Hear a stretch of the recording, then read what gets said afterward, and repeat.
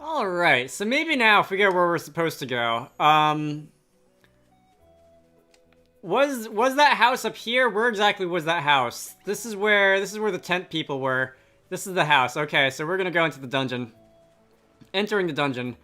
And we're gonna go from one loading screen to another. Status ailment blindness is... Thank you, dog. Blindness is the objectively worst status ever in a JRPG ever. So what's the plan? Princess Gloria's being held hostage, right? Indeed she is, fair maiden. 'Twill be necessary for me to enter alone and begin negotiations, lest the brigands suspect foul play. However, at a suitable juncture, I shall create a distraction, allowing your merry band to swoop in and rescue Her Highness. A distraction, eh? And how do you plan to do that? With this. 'Tis a sorcerer's stone that upon firm impact emits a most dazzling light. I shall cry out, "By the light of the sun, and by these words shalt thou know to enter."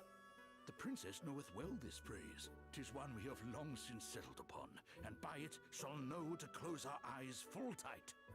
Nice. So we just wait for the signal, then it's go time, right? Precisely. I shall be counting on you.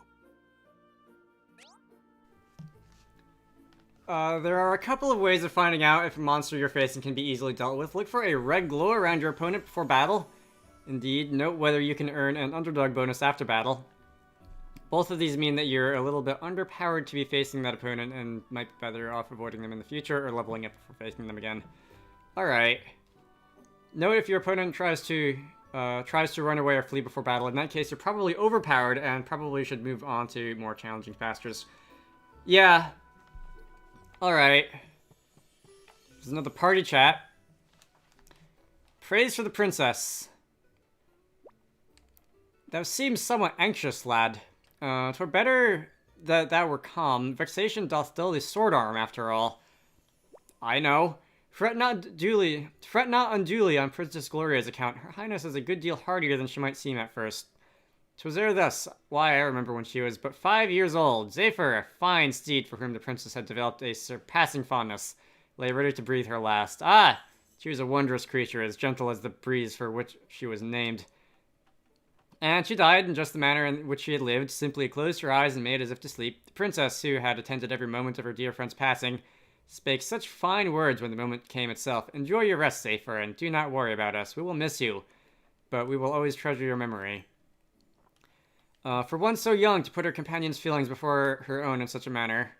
And she really was just 5. Indeed she was. At first I thought perhaps she knew not what it was to die. But no, soon enough she set about weeping. She knew, right enough. Knew all too well. 'Twas at that moment I saw first for the first time just what kind of a heart she possessed. One so precious must be kept from harm at all costs. Alright, so... as if we didn't have enough reasons already to rescue the hostage situation. We will indeed. By the sacred earth I made her as a servant and a protector. Dog, what are you doing? I will be right back. I need to make sure my dog isn't getting in trouble. Okay, disaster averted. Let us see what's in here. Are you an enemy or an NPC? You look like an enemy. Alright, I should have attacked you. I should have approached you from behind to see if I could get one of those bonuses, but we'll see. Okay, that was pretty simple. I'm wondering, the turn order. I've been thinking about the turn order in these battles, and in the first Bravely Default game, or I guess I should more accurately say the first two, turn order was kind of determined by standard speed stats, like at the beginning of a round, the game would roll everybody's speed stats plus or minus a random modifier. And that would determine who went in what order. And it seems that there is more of a... I get the feeling there's more of like an active time system going on in this game. Obviously, you don't have to pick your attacks in real time or anything like that, but it seems more like in this game, fast characters have a quicker cooldown before they can act again, and slow characters... Elvis gained a level there, and slow characters have a longer cooldown. I'm not entirely sure if that's what's happening, but between some of the things that, like, some of the text that's appeared in the game, about like, for example, at the beginning when I was selecting difficulty way back at the beginning, and it said that in hard mode, the enemies get to move more frequently, and some other things that people have said. I get the feeling that there is a more of a cooldown system than a classic turn order. Boy, the old guy's got a lot of damage output there. Anyway, I'm sure I will find out one way or another if that's how this game works or if that's not how this game works. You're running away. I ran into something. Did not see what I ran into there. Let's stay focused. Alright, is there anything for me in here? I can go down these stairs. For one, ooh, loading screens. I get the feeling I'm going to spend a lot of time waiting at loading screens in this game. That one wasn't actually that bad.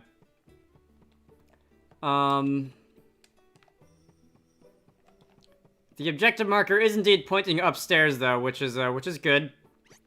Because that means I can just explore down here. Let's see, yeah, that's another nice thing about having the objective marker on. You can see where you're supposed to go to advance the story, which also means you can choose to ignore it if you want to. Can I go through here? I can. Free treasure. Is actually Mimic. Are these going to be different monsters? Are these mimics going to be different monsters? No, these are just gargoyles. Okay. If they're like unique monsters or anything, I would leave them in, but these are just things that I fought already, so I'm going to skip these. Gained a battle axe. I can give that to someone. Let me choose who I want to give the battle axe to. Adele seems to be doing a lot of damage. I'm going to give her instead of a dagger, I'm gonna give her the battle axe, which is actually gonna make her weight overloaded, so that's not gonna work. Can I replace the sword with it then? Alright, that's gonna be fine. That'll make my attack go up by 1 point. Slightly reduce your aim, slightly reduce your critical chance. Actually, you know what? I won't do that for now. If I pick up like the pirate or something later, someone who will be likely able to do more damage with an axe, then they can have it. All right. What is that? Is that? Oh no, that's just something on the chair, or either that or some weird lighting effect on the chair. I thought that was like treasure or something. Nope. Can I talk to? I can't talk to wardrobes. One thing that I remember from the first two Bravely games, which is perhaps a little bit less positive, is a lot of the dungeons in those games felt a little bit kind of long and maze-like just for the sake of being long and maze-like. I'm gonna deal with you in a moment. Like, you would have, this is like a house. And, you know, that's fine. There's windows, there's beds, there's these cupboards and stuff, these wardrobes, whatever. That's not either of what I just said. It's like cabinets. And, I remember in the first two Bravely games, the dungeons, in some cases, not all of them, would just go on forever, and you just have these long and extremely video gamey looking collections of rooms that all sort of fit the general theme of a house, but, like, it was almost too much. It sort of broke the immersion. Like, who on earth would want to... can I just choose to ignore some of you guys? I kind of can. Who on earth would live here? And to an extent... Oh, I thought that was like a table or something. To an extent, that's all video game levels. I'm sure at least one of these is the Mimic.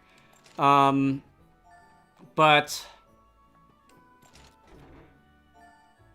Alright, so not bad. That's 3 treasure chests in a single room next to each other. I wonder, is that going to be a thing? To an extent, that's all video game levels, is to have, like, long and winding passages that are vaguely related to the theme of the level, but wouldn't actually make sense as a space to exist in real life. But I feel like the Bravely games in particular just kind of took that to the extreme in a lot of places, and, like, who would build a house like this is what you started to question after a while. And, I'm interested to see if this game will fall into the same trap, or if it'll do more with less, perhaps would be a way to put it. We'll see. Anyway, monster challenge levels. If a monster tries to run away from you to avoid entering a battle, you're probably a little bit too tough for it. Okay, yes, we've seen that one already. Still no sign of him. Where is the useless old fart? Calm yourself, Dag. I'm not sure if I'd say that. He's doing more damage on each hit than like the rest of my party put together. He almost got the better of you, it is true. But you will prevail in the end. You always do. Yeah. Yeah, I guess you're right. And when I do, we'll have the wind crystal. And that little beauty's gonna make the both of us filthy, stinking rich! You do not care that your actions might bring about untold calamity. Pull the other one! That calamity stuff's just a load of bulldust some drongo made up so they could keep the crystals for themselves. I can assure you that it is no such thing. You have seen the state of the oceans for yourself. Does that not concern you at all? It couldn't concern me less, you Madge. It'll take more than a couple of waves to put me off making the big bucks. Ugh, how can you possibly be so short-sighted? Dungeon portals. When you're in a dungeon, you'll occasionally come across a bright blue circle on the ground. These are special. Okay,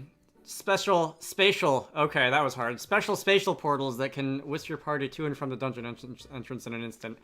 This can be really useful if you need to pop out to the field and rest up in a tent or travel back to town and upgrade your equipment. Use them as staging posts to help you progress safely through the more dangerous dungeons. Okay. Let's see. That is Does that mechanic have a name like warp checkpoints in dungeons? Does that game mechanic have a name? Oh wait. I came from there. I was supposed to go onwards. Okay. Accessories can also affect stats such as attack speed. Yeah, they're bonus buffs in a lot of cases. Sometimes they come with trade-offs, but you're one of the glowing ones, right? Hang on, can I get you from behind? No, and in fact, you got advantage on me because I was technically running away there. We won't be going easy on you. Oh no. Well, you got to attack first anyway. I'm up, huh? I didn't get disadvantage. That's nice. Okay, I think I'm going to end this off here. I guess if I'm gonna try and, like, put together these video game levels in, like, a reasonably tied to reality sort of way, this is gonna be, like, the cafeteria. I see a bunch of tables. This is where all the bad guys sit down to eat lunch. And there's probably, like, a kitchen off in some other location that I haven't seen yet. I'm gonna end this off here, so... My name is Dragonite. This has been Bravely Default 2. If I can get to a place where nothing's going to try and eat my face, that'll be immensely helpful. I hope you all enjoyed that. In the next part, we'll probably get to the end of this place, rescue the princess, and be on with our days. And I will see you all later.